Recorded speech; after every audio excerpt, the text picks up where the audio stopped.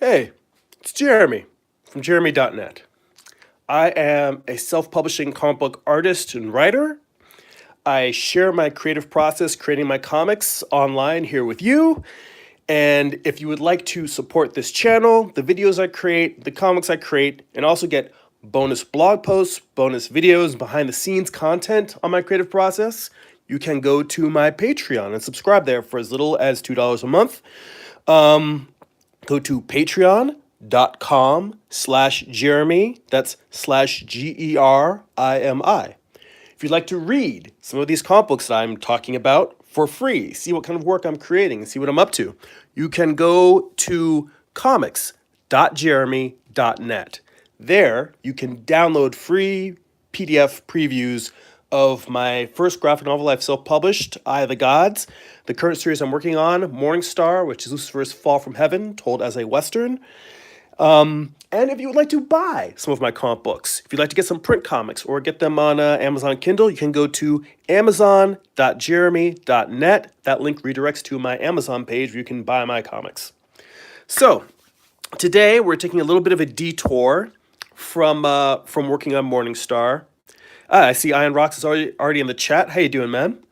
Oh, first off, before we get any further, happy Mother's Day to all you mothers out there. I hope that you are having a wonderful day, whatever you're doing. I hope it's enriching. I hope you're spending it with your loved ones and your family, and you are having a wonderful day. Now, as to what I'm working on, I had an idea, and I've been working on this piece. Actually, I posted a Patreon exclusive live stream where I had started working on this. So I'm just sort of picking up where I left off.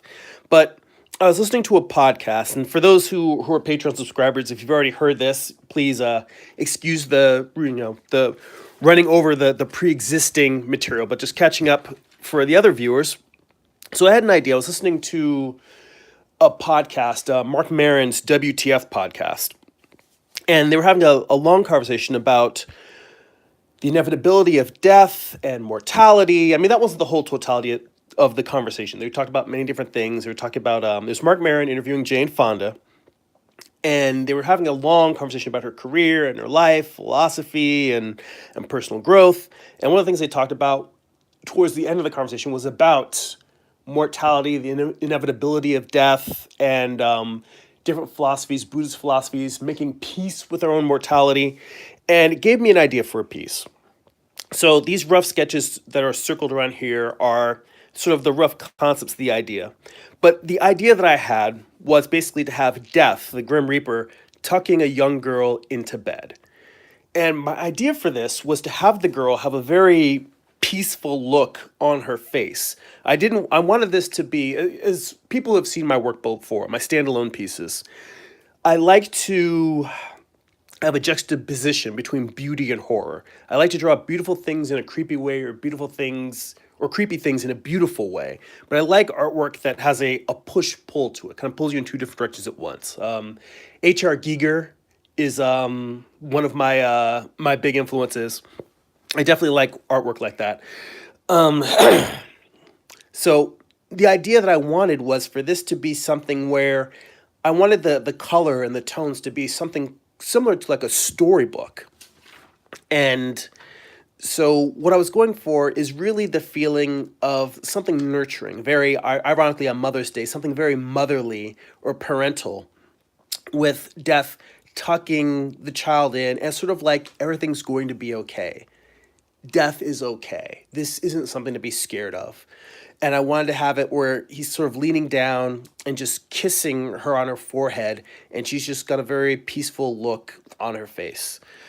And I mean, it's meant, a lot of times when I do these pieces, I don't do these pieces because I have a specific idea that I'm telling you how to feel about it. I try to do pieces that have conflicting feelings because I'm conflicted about it. I think most people don't want to die.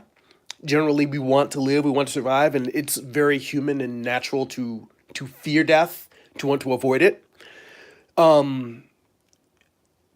at the same time, I think doing a piece about death, the idea of taking something that we fear and making it something that's nurturing. And to be honest, one of the things I put him here, like when I was making my notes, was like I was trying to decide, what am I going to call this piece? Am I going to call it Final Sleep, Sweet Dream, Sleep Tight? I don't know. But I wanted to do something where you take something that we normally as humans tend to be afraid of, and doing it as something nurturing and peaceful and natural. And so death putting us to sleep, tucking us in, even comforting us as we pass. So that was the feeling I had for this. And let me bring the camera down a little bit because I'm going to get into thumbnails. I had drawn all those rough sketches you see around the top, just in terms of working on the girl's face, and I had taken a bunch of photo reference of different skeletons at different skulls at different angles. I may have to scoot away from the table for a moment at some point to grab my iPad, because I've got some of the photo reference on there. But anyway, I just cannot seem to get away from doing these watercolor thumbnails. I really enjoy it. So I was just moved in now into the color scheme of this, and I tried doing one where I already had decided I'm going to do two different versions just to see what they look like, and one where it's really backlit and the foreground colors are more silhouetted in cool colors and kind of have a warm orange to reddish glow around it. American Swordfish in the chat. Pop Dan said, that drawing reminds me so much of Watchmen, the movie. Yeah, there was that very strong blue and orange, blue and yellow color palette that ran throughout the movie. I thought it was a very beautifully shot movie. I'm looking forward to seeing how the HBO series comes out. I mean, I know that, well, I'll tell you this. I had a negative reaction when the Watchmen movie first came out, not because I do not like Zack Snyder. I like Zack Snyder. I think he makes very beautiful looking movies. My problem was simply that the challenge, what made Watchmen in the comics work, yes, they did things that only can be done in comics in terms of the juxtaposition of images and text on the page at the same time. But what I really felt was Watchmen's strength is the time that you spend with the characters. I did not read it when it was coming out in single issues. I read it after it was collected, but I read it in the very early 90s, like maybe right around 91 or 92. So, the book came out in the 80s. It wasn't too long after it came out. But the thing is, even as a graphic novel, it's a long book, and you spend a lot of time with these characters. And I think that that's Watchmen's strength, is the time that you spend with the characters and being able to develop a bond, to be able to develop feelings towards these characters, to have emotions, to connect to them.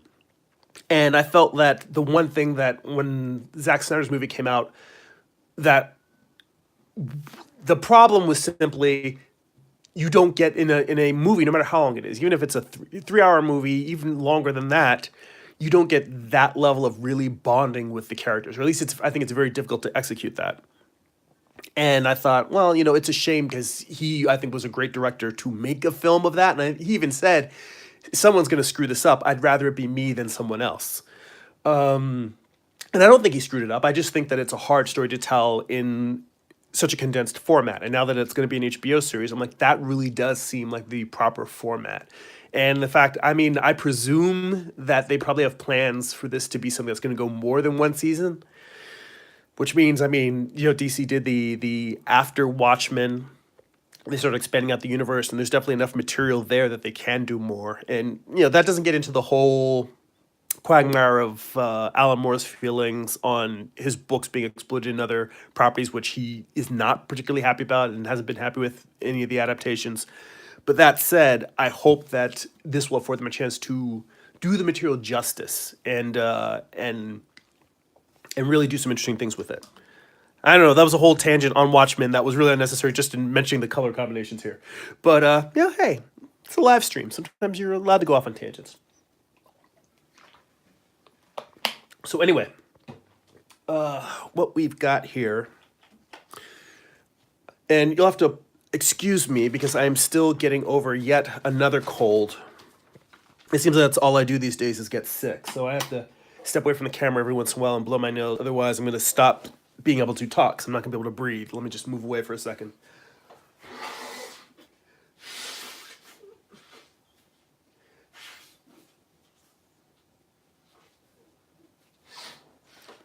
So I apologize for that. But yeah, it's I got sick at the beginning of last month. I got sick at the beginning of this month. Hopefully this will be the last of it and I can get back to being healthy and just making artwork. Oh, another comment from American Swordfish says it's funny. Normies love that movie, but people that have read the graphic novel don't approve of it. Yeah, the Watchmen.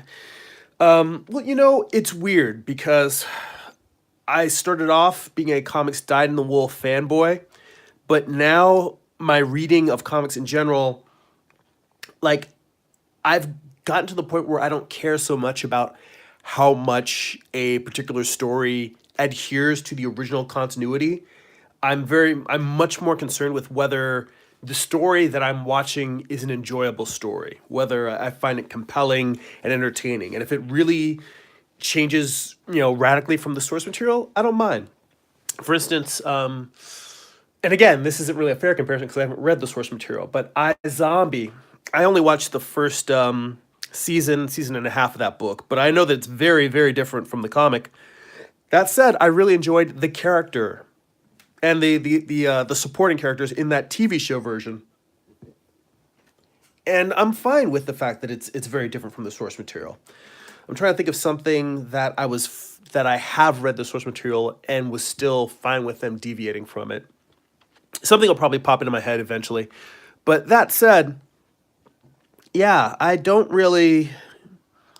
In the end, if I think Alan Moore was one of the first people to say when they started working on adapting some of his concepts that people haven't ruined his books. The books are still there on the bookshelf for people to go and read. So if they don't like, a film, a cinematic version, just go and read the original source material. And that's sort of how I feel about a lot of these. Like I'm fine with something being a little bit different, maybe even way different. I mean, if it's different enough that it's not even the same remotely same property, it does beg the question: why even bother using that source material as the name? And a lot of times, studios will do that simply because if there's an existing audience for it, they're hoping that they can at least tap into some of that existing audience to give the project a financial boost by saying, all right, even if it's like I, Robot by Asimov. Well, see, that's a bad example because I really didn't think that was that great of a movie, and it didn't have anything to do with the original. That probably falls into the negative category. And I like Will Smith movies. I know that Will Smith can be divisive for some people. I like Will Smith movies. I didn't think I, Robot was that great of a movie, and I definitely don't think it was a great adaptation of Asimov's work. But but in general, if something goes way off the reservation, but they tell a good story, I'm fine with it. So, and more importantly, like I said before, I'm just paraphrasing someone else's quote, and I believe it was Alan Moore. But that original content, American Swordfish says, I think we all love Will Smith. I listen to a wide variety of fanboy content, some podcasts about comics or movies. Believe me, not everyone loves Will Smith. I love Will Smith. There's some Will Smith haters out there. But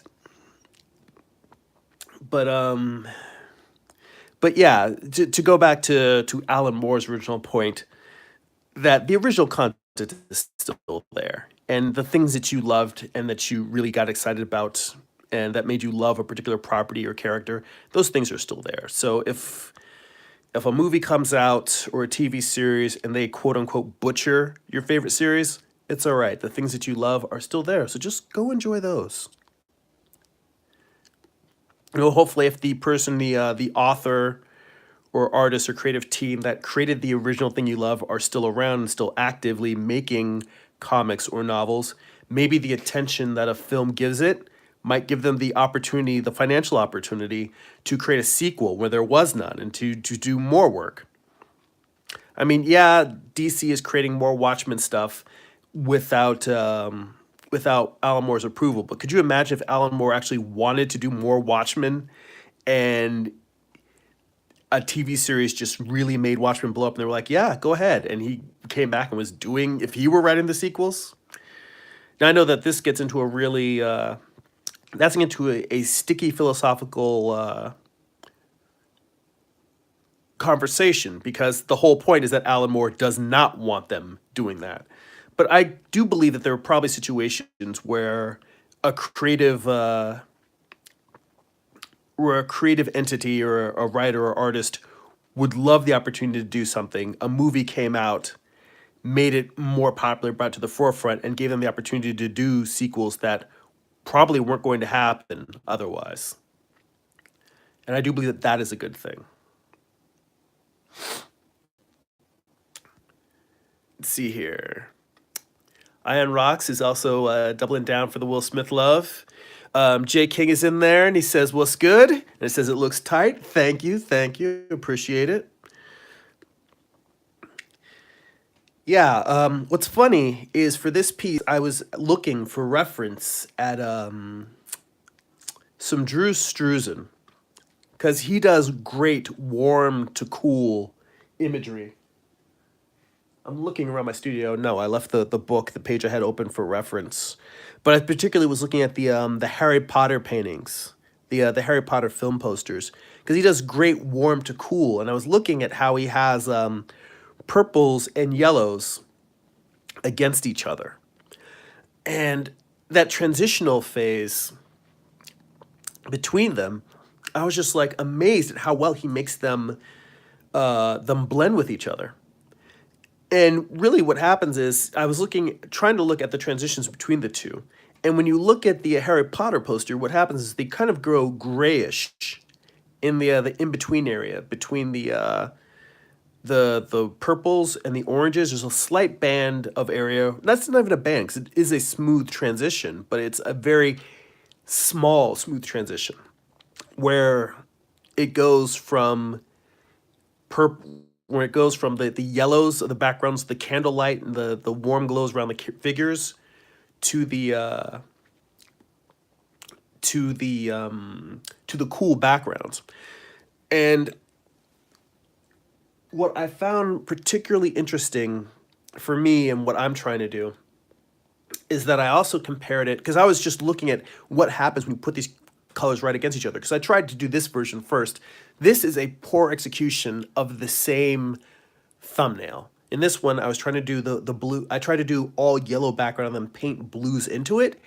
And normally I try to work warm, and then only because the blue is a darker color to just paint into that, and it really didn't come out well. So I said, well, what happens if I reverse it and start with the cool colors and then just paint light into the areas where the light's left?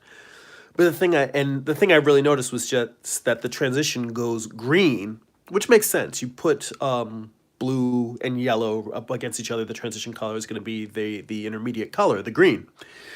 But there weren't really greens in it. It went gray instead. But then when I looked at his Star Wars pieces, in which he uses a pretty similar color combination in the two, what I noticed in the Star Wars is that instead of having it go gray like he does in the Harry Potters, what he actually does, which I didn't even notice this before, but it's ingenious, is that, hang on, I've got to blow my nose again. I'm sorry about this. That whole not being able to breathe thing, it's killing me.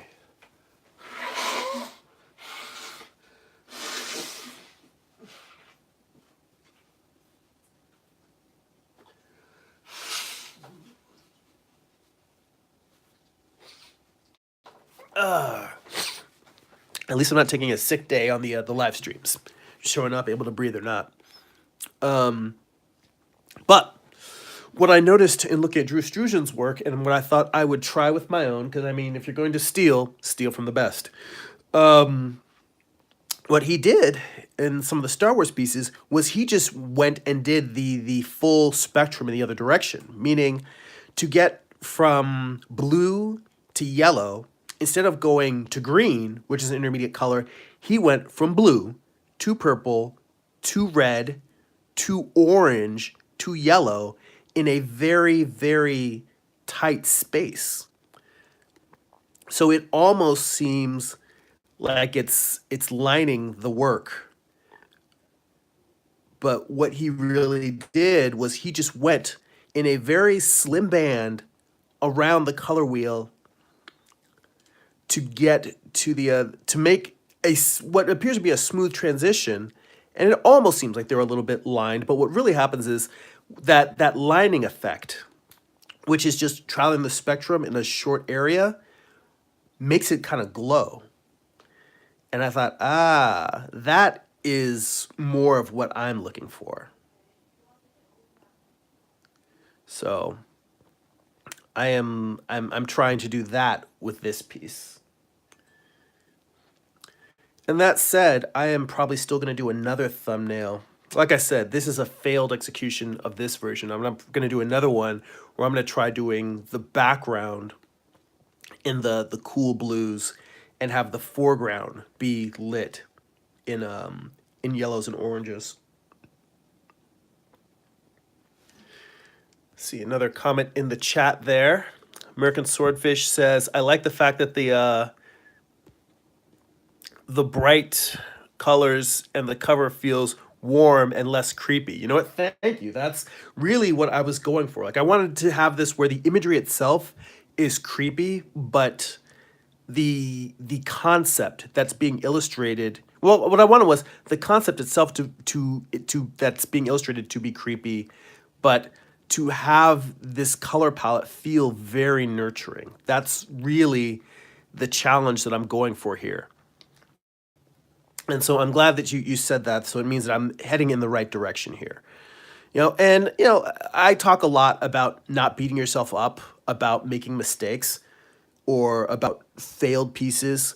More often than not, for me, the really interesting thing creatively comes from trying things that I don't know how to execute, or that, I mean, growth comes from taking a stab at things that maybe you can or can't, well, taking a stab at things that you can't do well or can't do at all. So when me trying to do this, and I talk about, trying these different color combinations or pushing the palette in ways that I haven't done before, this is interesting to me. And like even the fact of like doing a piece like this first one that didn't work, and I'm like, oh, this isn't something for me to say, oh, well, I tried it and I suck at it, I'm going to give up. This is a chance for me to say, oh, I'm trying this and it doesn't work. Let me try something else. It's a chance to play with my capacity. Instead of looking at stuff as every piece has to be perfect, I look at every piece as a chance for me to play and explore. And I think that looking at improvement as a concept of play, playing with your abilities, pushing yourself, trying to say, all right, well, I was able to do this piece. Let me see what happens if I can push it just a little bit further than what I'm capable of. Let me try doing something a little bit harder, a little bit more difficult, a little bit outside of my wheelhouse. And just repeating that process and that cycle, that's to me, that makes the process of creative growth way more pleasant. Really just enjoying yourself. Because if you're not enjoying yourself, this can be really brutal. And why do that to yourself? Why not just enjoy the challenge? Have fun with the challenge. I see Amaris in the chat. Hi, sorry, it took me a little while to get to that. Just been going through and rambling, and plus, just drawing and not necessarily looking at the chat nonstop. I'm just sort of trying to keep the pieces going, and and it is a challenge to be drawing and talking at the same time. I'm happy to be talking to you guys, but sometimes the process of drawing, thinking about what I'm doing, and talking at the same time, I may slip here and there in terms of either paying attention to the chat or maybe doing something, making mistakes with the piece. I think I've got a little too, well, I definitely have too much orange in here right now. I'm going to come in with a paper towel, or not paper towel, tissue, and see if I can pull some of this pigment out so I can come back over here with a little more yellow, because that's what this actually needs. Is at this point, I need to blend the yellow in a little bit more. So I got a little overzealous there.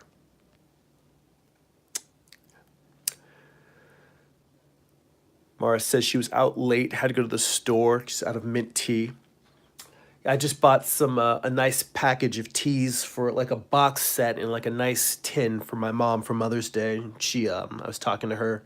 She said she really enjoyed it and she's already having some. So, and as I mentioned at the top of the show, I hope all the moms out there are having a nice Mother's Day. I'm not sure how many moms are into creepy artwork, but they're out there. I know. I talk to them sometimes. But yeah, we dial some of this orange back.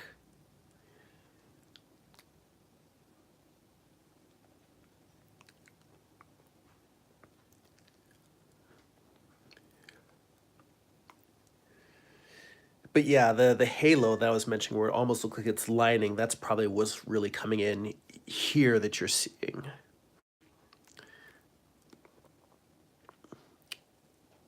And I really just want to let it slightly bleed out to orange up the area surrounding the skull. It's funny, I was trying to figure out what I wanted to have in the background. Like originally I was planning to have the lamp. I was trying to have a lamp and I was going to design a lamp that looked like something a child would have by their bedside, but at the same time had a little bit of a, maybe an Egyptian feel or some sort of feeling like a childlike symbols of mortality or fate or eternity. So like a childlike lamp, but including some of the symbology that I'm trying to get conceptually in this piece. And I realized at a certain point that it doesn't really need it. This piece, I think, color-wise alone, works well without that. So I'm going to leave it. And I do wish that I had gotten this right on the first one, because I do kind of want to look at this while I try to do the inverse color scheme on the opposite side. Doing it with the cool background and the characters in the foreground. So really, what I'm going to be doing in the challenge here is I'm going to be literally flipping the light source. So I'm going to have it where the light source is now going to be us, or really just say, just if instead of looking directly here, so if you being the light source, if the light source were just off to the right a little bit and pointing kind of not quite 3/4 into the frame, that's what it's going to be when I do the inverse version of this.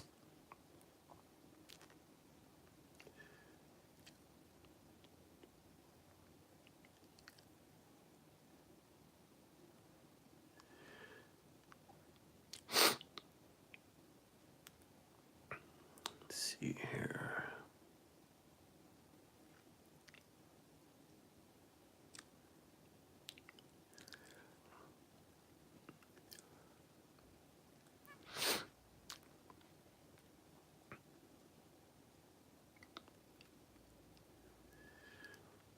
I do find that just going orange over the blue kind of gets me to where I was going color-wise a little bit more directly.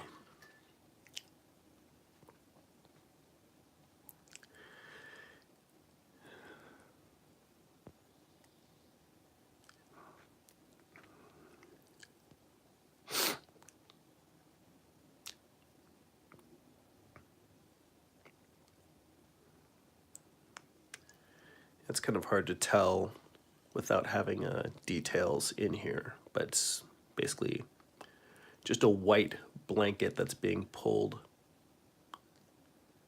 up over the child and being tucked in.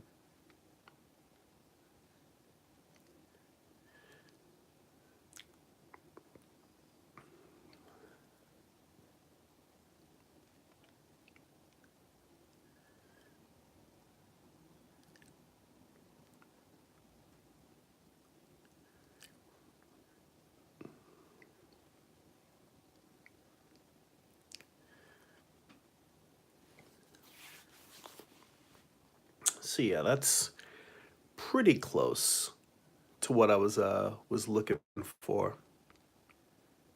Amara says mint tea helps me think, and I'm working on a blanket for my stepmom and one for my mom. Well, that's nice. Working on a Mother's Day gift during Mother's Day. I should try mint tea as a thinking beverage. Usually when I have teas, I'm having peppermint, which is a mint, or I'm having what's the other stuff I drink? Cinnamon apple spice. Hang on, leaning away to remove snot from my breathing passages.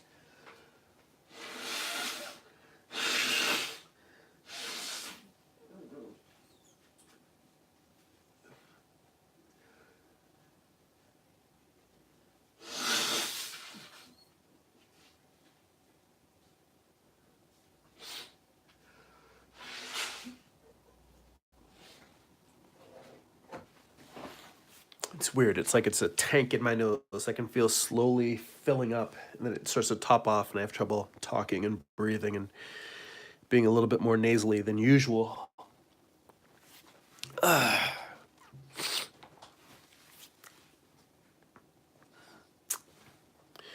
Yeah, I almost feel like this should probably be a little bit lighter and a little bit paler, the part of the blanket that's on top of her. But overall, excuse me, overall, I'm pretty happy with that color scheme. So let's give this a try doing the opposite.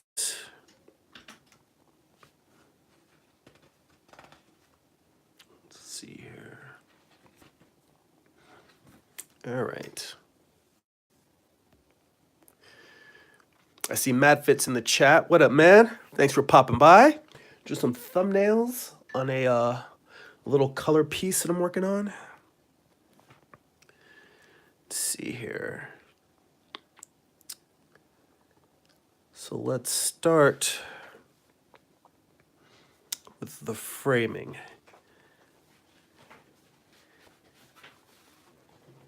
I figured that's kind of the main thing when I first go in here. Matt Fit says it looks good so far. Thank you, I appreciate it. What I'm doing now is because I'm working through some color options on this piece, and I'm gonna switch it so that instead of having the cool foreground and the light in the background, I'm gonna do another version where it's cool background and kind of lit from the foreground. And we'll see how that looks. We'll see which one I like better, which one I want to go forward with. And it's funny because the next thing that I'm going to do, I've got a convention in Las Vegas in June. Amazing Las Vegas. I'll put the link in the chat. But I will be in Artist Alley there, and I'll have the trade of Morningstar for sale. I will have issues 5, 6, and 7 for sale. I'll have a few originals, and one of the pieces I'm going to have is going to be the original illustration. I'm going to do an ink illustration of this piece before doing the color version. And so I'll probably do is have the ink illustration of this there. Which is funny. I've been telling myself I should do some more ink illustrations that are based on Morningstar. But for some reason, this idea stuck in my head, and stubborn as I am, I decided I really want to do this one piece.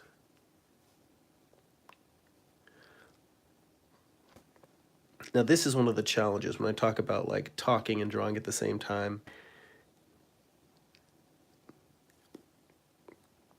This is a part where finding proportion is one of those things that actually does require a lot of my attention, because proportion is one of my weaknesses.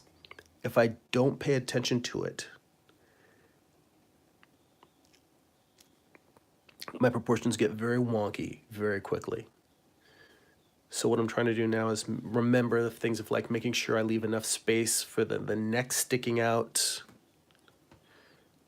I want to get that sense of the neck. Actually, this one doesn't even crane as much as I wanted to. I wanted to have that sense of the neck craning out, like a parent really leaning down over a child.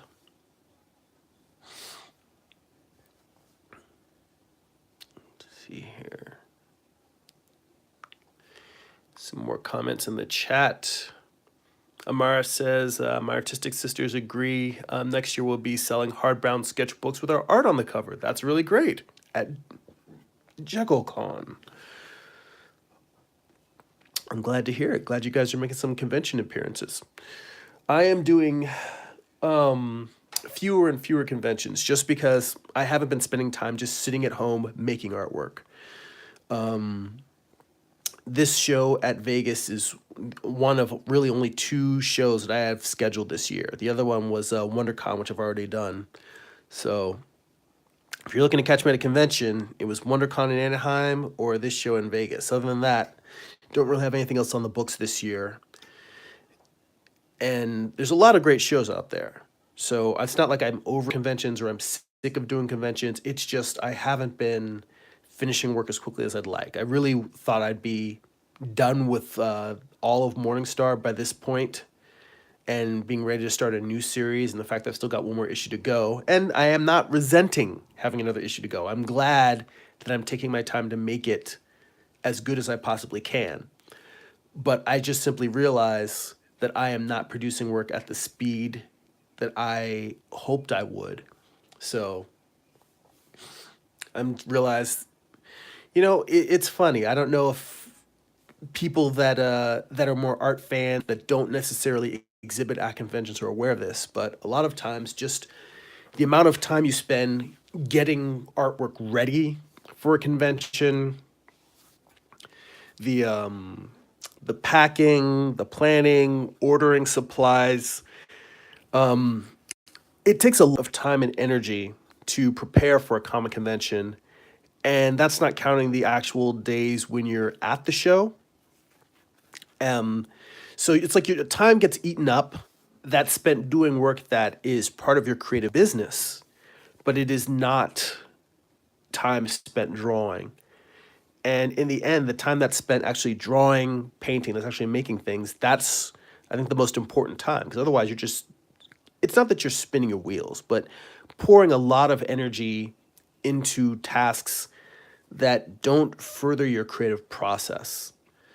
It might further your creative business. It might allow you to make more money from your artwork. But if you're not actually producing new artwork to make money from, then I mean that's the double-edged sword of the creative life is that in this world we have a world in which people have to make a living and make some sort of financial, you know, income so that they can continue to survive. And a lot of times what we want to do creatively might be that's it's stuff that people respond to. It might be the things that people want to see us do and why people are drawn to us and drawn to our work, but it may not necessarily for all of that love you may get over the creative work or because of the creative work, it may not necessarily lead to you being able to make as much of a living. Hence a lot of artists having a day job, hence me having a day job. And I'm very lucky to have a day job that is creative. But it's that double-edged sword of the need for an income that sometimes slows down our creative process, the actual act of making art.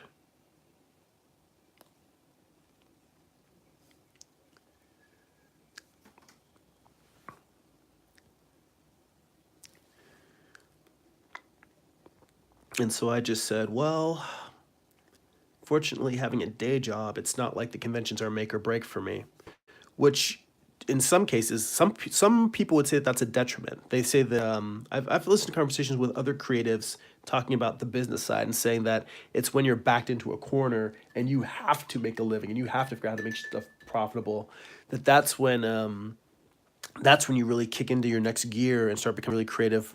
Use the same amount of creativity you would use towards making an illustration towards the business side.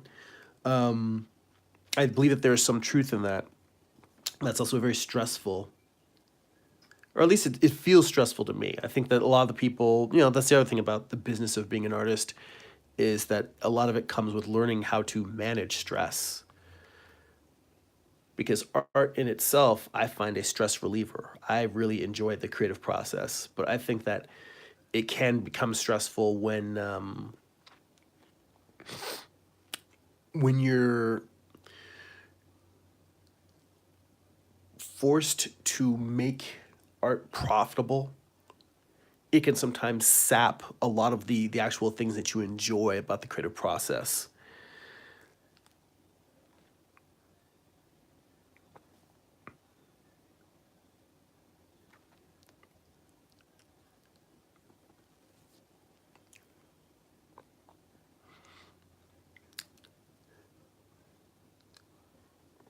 But for now, I simply just want to find the time to make the things that I want to make, which, other than, yes, I'm taking some time to do this standalone illustration, but other than that, putting that energy towards finishing up Morningstar or doing Morningstar related illustrations and artwork.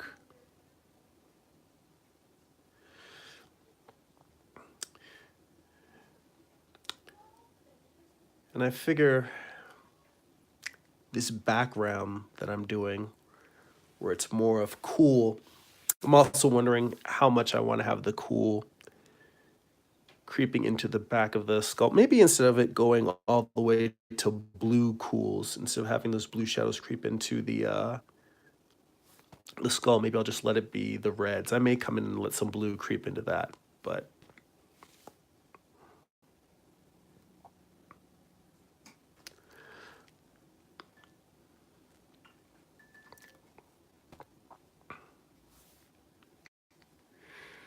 I feel like I want this to be a little bit deeper, darker. I'm trying to decide whether I would want to have this a little bit warmer at the bottom, because it almost feels like the reds should be here going up into like purple going into a darker blue, a little bit more indigo.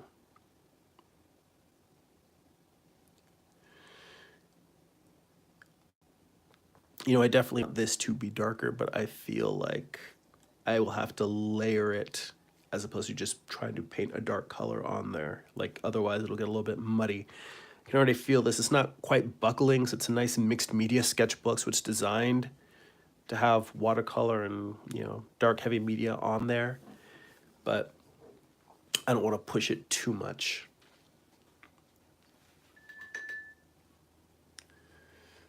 Okay, step away for a second.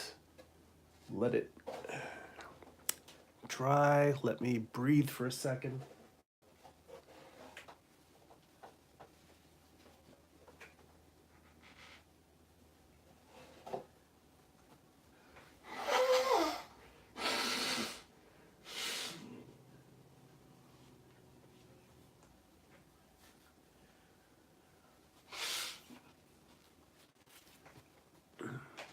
What I should have is a mute button so I can do that without grossing the rest of you all out.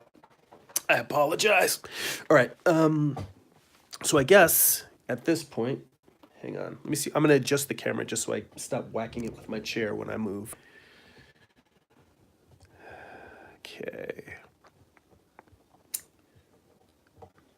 To be honest, I would put the camera even closer, except for the fact that if I put it any closer, it's going to be in my way while I'm drawing. So right now it's almost in between my face and the sketchbook. I kind of have to duck underneath it to look at it. So let's say we've got these warm colors coming in now.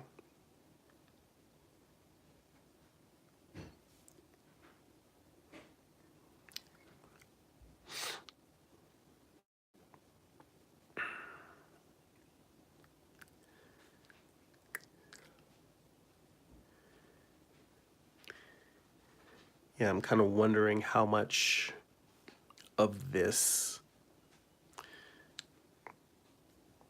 like almost feel like I should have some more of the blues kind of showing the sides of these forms that are turning away. So I may have to come and paint a little bit more blue into there.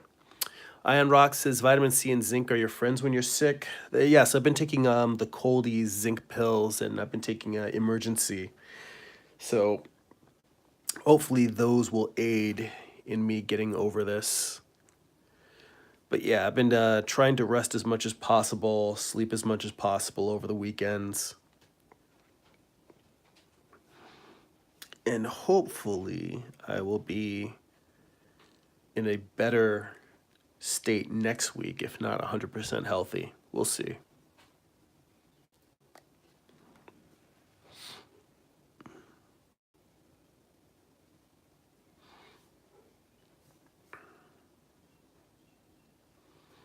All right, let's come in here with some yellows now. Actually, you know what? Hang on, let me get a little bit more. This orange is a nice transition to it.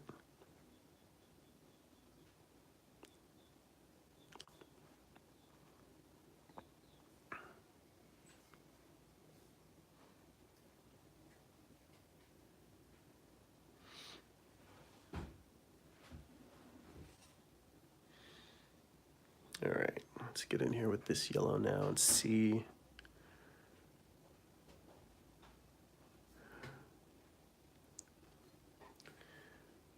If this gives us a nice glow.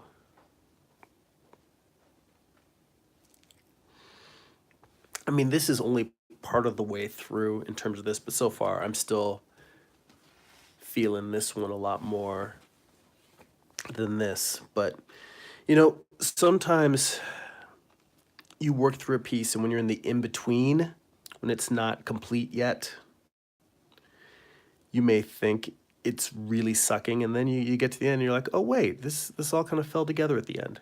So I'm not counting this version out. I still, have a little bit of adjustment to do to the background to try and cool the background down even more, maybe make it darker towards the top. But we'll see. But this is the reason why I like doing these thumbnails. I mean, I don't feel like this is wasted time in terms of doing this and it ending up not coming out like what I had hoped for color-wise, it not capturing what I'm going for. And again, this might also be a case of, I tried a version, when I was doing this one, I tried starting with the yellow dominant and then drawing the blues into it, and it didn't work, so then I switched to doing the blues as dominant. This piece might require the exact opposite treatment because I'm changing the color palette, and this piece might be, let me come in and do the, because this doesn't, right now, when I'm looking at this, what I'm missing is feeling. There's a feel that the piece has that doesn't work for me. Because if you look at like this one, it's blue with yellow in the background. This is also blue with yellow in the background, but there's a warmth to this one that this one doesn't have, even though there's even more yellow here. And I think that this is one of those things where probably over time, as I do stuff like doing live streams while I'm drawing and I get better at expressing my my creative thoughts, like, I mean, this is in a way just as much of an exercise for me as it is for you in terms of explaining my thoughts while I'm working helps me figure out what it is. It helps me specify what I'm trying to say creatively. It helps me clarify to myself my creative process. So when there's things that are the indistinct, difficult to describe things where you're like, I can't quite put my finger on it, I'm not sure what the words are or how to express this, those kind of things, learning to talk about those things, talking about those things while I'm actually making a piece, trying to explain those things to you helps me explain them to myself better.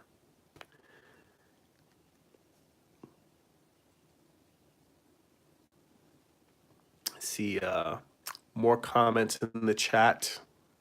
Amara says, I gave digital art a try today. I don't expect to use it. Or is it digital law? Or is it, I can't tell if that's a typo or whether digital law was something, but it says digital art a try today, and I don't expect to use it often, not really into it. I'm not sure whether digital law art is an app or whether that's just a typo and you just meant trying digital art. I mean, for me, I've said this before, and a friend of mine thought it was really amusing, that the concept of being a platform agnostic, meaning I don't really care whether people use digital or traditional. I don't think one is better than the other. There's people who have grown up doing traditional, and when they see people using digital art, they're just like, I don't know what this is. This makes no sense to me. There's people who have grown up with a digital device in their hands, and digital makes way more sense to them than traditional. I believe that traditional is easier for learning the fundamentals, but beyond the educational aspect, I think people should just use whatever they enjoy the most in the creative process. So, yeah, I don't really. Yeah, it's Mara says it was a typo. Oh, Mad Fit. Let me see a couple more. Let me run through the chat comments before I start rambling again. So Textmify says thumbnails gets fun for me when I'm drawing a character's costume. Um, it seemed I whether it's costumes, whether it's color palettes, whether it's actual workout sequential comic storytelling, thumbnails are just so fun for me. I have to force myself to keep moving forward into progress and go to layouts and finished illustrations because there's so much freedom in the thumbnail phase. There's so much of that opportunity to make something. The thing isn't defined yet. It's all possibility. That's what I love about thumbnails and the rough stage of making artwork. So yeah, I completely agree with you. I really should have left a lot more yellow in this part of the skull here. I kind of messed up going too orange too soon.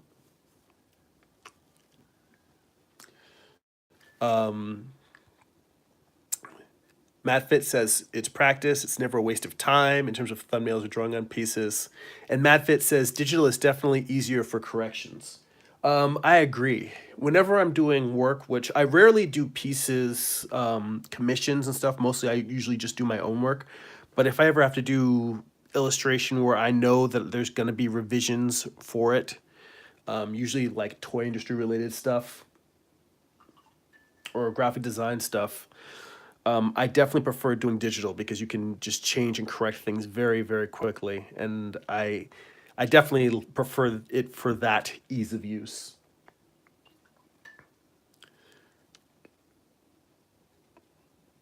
Yeah, with digital, you can be working on a piece and say, "Oh, this is out of proportion." Just lasso apart and shrink it or scale it up.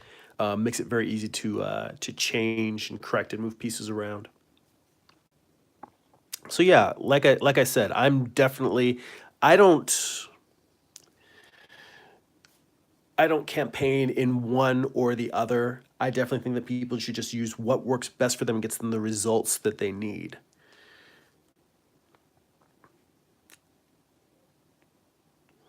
I mean, I can see somebody, and to be honest, I think the thing that we forget is anytime you're using something you don't normally use, you're going to have problems. So if you're somebody who is a traditional artist and you start using digital for the first time, the first few pieces you do are not going to come out well because you're not used to it. You're not used to getting the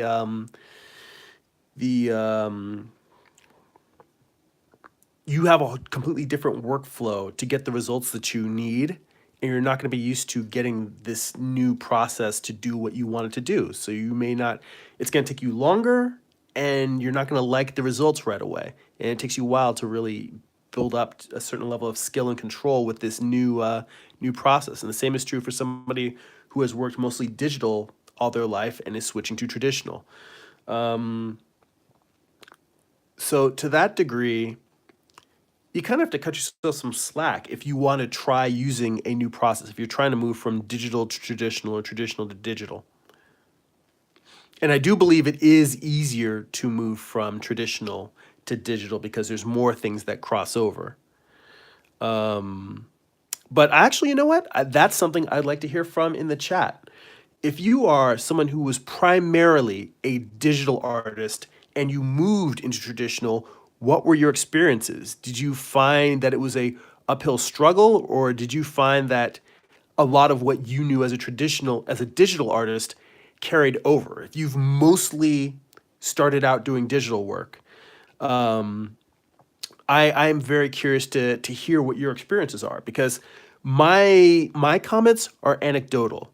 I've I started doing art before digital was really a thing, so I can't, I obviously didn't grow up doing digital, but I've just heard from other people that going digital to traditional was harder. But I haven't, that's only a few people I've heard from here and there. So I'd be curious in the chat if you guys, if there are people who have done that and have thoughts about it, whether it was easy, whether it was super hard, whether they were just like, no way, whether they tried it and they were like, nah, I'm digital forever, or whether they wished they had started with traditional before doing digital.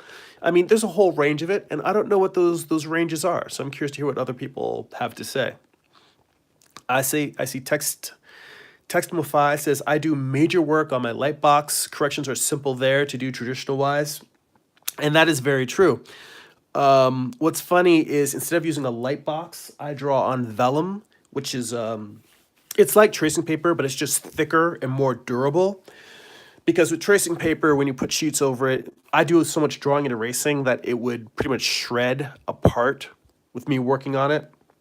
And when you're working with when you're working on vellum, it's a little bit more durable. It's thicker, pardon me, closer to copy paper. You can just take more of a beating. And yeah, I use that specifically because Textmify mentioned using using a light box, and I used a light box extensively when I drew my first graphic novel. And by the end of that, my eyes hurt just from looking. My eyes are very sensitive to light, and when I was working on that graphic novel, my eyes got just they would hurt after spending hours looking at a staring into this light, even if I have it turned to low. And I know now they've got LEDs that you can really adjust the sensitivity of LED light boxes, light tables. You can really adjust the sensitivity. But for me, it was just really unpleasant staring into that light. So at a certain point, I just said, you know what, let me switch to something so I don't have to stare into a light box. I still have my light box, I'm not throwing it away, but I save it for if I'm doing something traditional and I do need that to be able to make corrections and revisions and move stuff around on normal paper. But for the most part, I just use vellum the same way one would use a light table. Or actually what I tend to do is draw stuff digitally and then just move things around. Like I'll draw traditionally, scan it in, I'll do my editing on the computer. So I work in a mix of traditional and digital workflows. So it's not an either or for me. It's all a spectrum. So we're getting down to 57 minutes here, so I'm probably going to be wrapping up this live stream in a few minutes.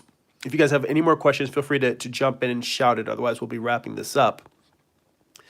Amaris says, don't get me wrong, I like digital art, but this new software update for Medibag is throwing off my game since I'm mainly a traditional artist who is still new to digital, and it's an uphill battle for me because I have a learning disability.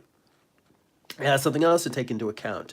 Learning in general is difficult. Learning when you have a learning disability, which I don't, but I, have friends who do, and whenever something gets in between you and the process of figuring out what you're trying to do, and how you're trying to create and grow, that you want things to flow naturally. You don't want everything to feel like an uphill struggle. So I definitely empathize with you, even though I'm not going through that. I can see how if a way you're used to figuring things out gets radically shifted, if the software works in a radically different way than you're used to, then that can be very frustrating. Ashley Redgrave in the chat says, I edit digitally too. She asked, do you use Procreate? Yes, I do. I don't work with Procreate often. I don't draw as much digitally as I'd like, mainly because I have an old iPad, not an iPad Pro. So I don't have the Apple Pencil with mine. I use a just one of those conductive styluses. So it's like a stylus that works on an iPad, but it doesn't give me the nice fine control of the Apple Pencil. But I have found that in terms of like using Sketchbook Pro or a few other drawing apps on the iPad, Procreate I have found is probably one of my favorite. It's the thing I've found that's the closest to what I want to do drawing digitally. Now, the exception, I have not tried Affinity Photo for iPad, but I have tried Affinity Photo on desktop for Apple, for Mac. And if you've seen there's some videos I have posted. If you look at some of the older live streams of me coloring the issue 7 of Morningstar, I colored that cover using using Affinity Photo because I updated on my laptop. I updated the operating system, and I for the longest time I've been using Photoshop, not even Photoshop Creative Cloud, but I've been using Photoshop CS5, and it just stopped working. Illustrator CS5 still works, but Photoshop just was not working. It would crash every time I opened it, and I was just like, all right, I guess it's time for me to upgrade. And I was considering upgrading to the Creative Cloud, and I still may at some point because I'm so used to in my day job the all of the keystrokes and the workflow, and it's very instinctual. But considering the fact that Affinity Photo was $100 for a one-time fee, I thought, let me just try that. And I also, the other thing I should mention is that I already have Manga Studio, Clip Studio Paint, which many people love, and it has a very good reputation for comic artists, particularly, and for illustrators in general. But the fact that I couldn't work natively in CMYK bothered me. And this is a conversation I've had with a few other artists, and there's many others who tell me, don't worry about it, work in RGB preview, and then just convert at the end. But for my years of doing graphic design, I'm very hesitant to, if I know a piece is going to be print, I'm very hesitant to work on it predominantly in a RGB space because I feel like the way that it shifts, the color shifts, just are too unpredictable, and I find it to I wanted to be able to work natively in CMYK, and that's the reason why I opted to get Affinity Photo. So I got Affinity Photo and Affinity Design, which is like their Illustrator analog, because I figure I can also try using that for lettering if at certain point Adobe Illustrator craps out on me. And I'm very happy with the results. That's the main takeaway is that I'm very happy with the results of Affinity Photo for painting covers in. So it's not as intuitive as Photoshop. There's a little bit of a learning curve, but I actually found it easier to work in than Manga Studio, Clip Studio Paint. So yeah, I go back and forth between print and digital in terms of what I use to get to my workflow in terms of editing pieces, and I'm all over the map in terms of the tools that I use. I mean, I've used Procreate and I like it a lot. I used Affinity Photo recently to do a new cover. I still use Photoshop CS on my desktop computer. That works fine. It's on my laptop that it crapped out. Yeah, so I'm all over the map. And I think that's something also to be open to is experimenting and trying different work. Back into the chats. MadFit says I start with traditional also. Ion Rocks is basic traditional. Amara's going back into the conversation about learning disabilities, said I have autism spectrum disorder and ADHD as well. So the struggle is real, but it hasn't stopped me yet, and I won't be doing it on media anymore. I'm moving on to Photoshop. So all right, I'm glad you're not letting anything stand in your way. As well, you shouldn't. You know, I'm happy to hear it, and I hope that your experiments with Photoshop are fruitful. Texmify says working on my first comic script. Initially wanted to do 20 pages, but now I'm at 30. But now I'm doing 30. I'm currently at 16 pages, and I feel it's moving the way I want. Any advice? Yes, I do have advice, which I think if you go back 2 or 3 videos in the on my YouTube page, that's just probably a month ago. If you go back like maybe in the past month, so be in the last 8 videos, I was doing thumbnails for the final issue of my comic book series, Morningstar.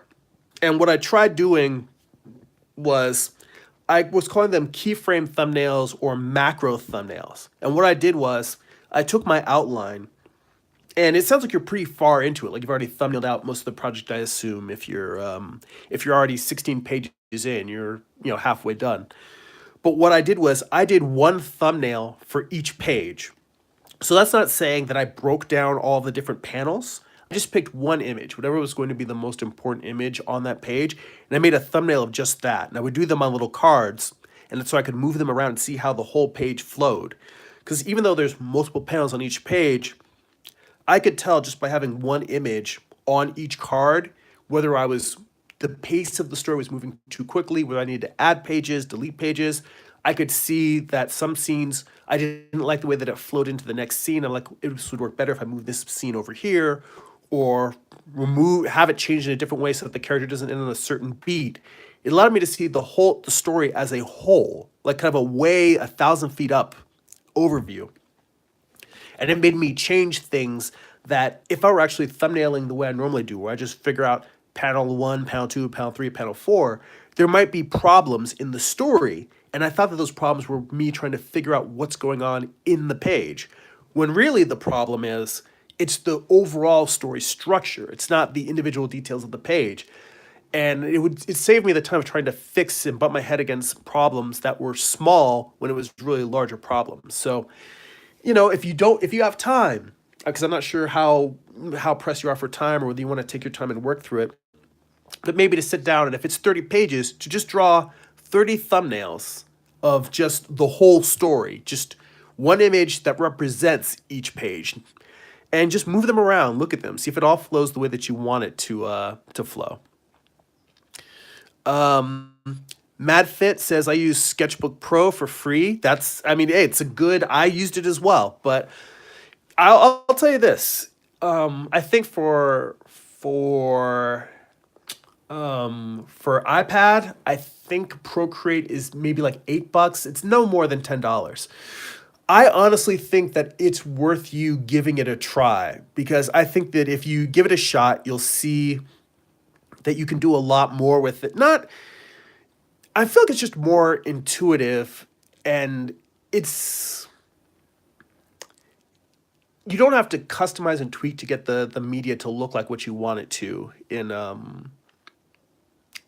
Procreate. I think that it's an app that, for what you get for the price, it's well worth it. I don't know if they have a demo, or if you can download a demo of the app for your iPad. If you can, then definitely try it for free before buying it. Or if you know a friend another artist who has it on theirs, get on there and give it a try. I think you'll try it and like. So I'm not saying definitely go out and spend money, but definitely, if you can get a chance to give it a shot, do. Amara says she has some advice in terms of the writing. She says, I have some advice. I've learned that if you write 10 chapters at a time, then you have enough content to make 2 novels. Wow. That's a really good tip. And writing in big chunks. I definitely think, both in writing and in art, doing like big chunks and seeing the whole definitely helps. So MadFit says, in terms of the Procreate, if I go Apple, I will. They might make it for other tablets. So if you're on PC, you know what? It's worth seeing if they have a PC version. They might. So we're pretty much done here. And like I said, originally, this one I still like better, but I don't think that this piece is that bad. And just by working on it, I've kind of pushed it into the direction that I'm thinking in terms of a warm storybook. I may have to do 2 different versions, a light version, a foreground lit version, and a background lit version. But I think both of these this one feels stronger. This feels like what I'm probably going to go with. But I actually like these, and it might be worth me doing 2 finished versions with different lighting. So yeah, just goes to show you, working through the thumbnail, I eventually got it to some place that's pleasing, that works for me. So thank you guys for joining me. As I've said, if you find these videos useful, if you'd like to get bonus videos, I do at least 1 bonus video a month, and I may be able to do more. Well, no promises, but I might be able to get, 2 bonus live streams a month out, because I'm finding a little bit more flexibility in my schedule lately.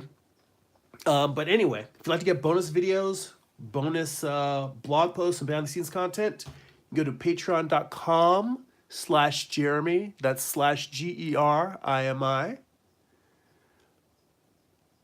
If you would like to read some of my comics, you can go to comics.jeremy.net.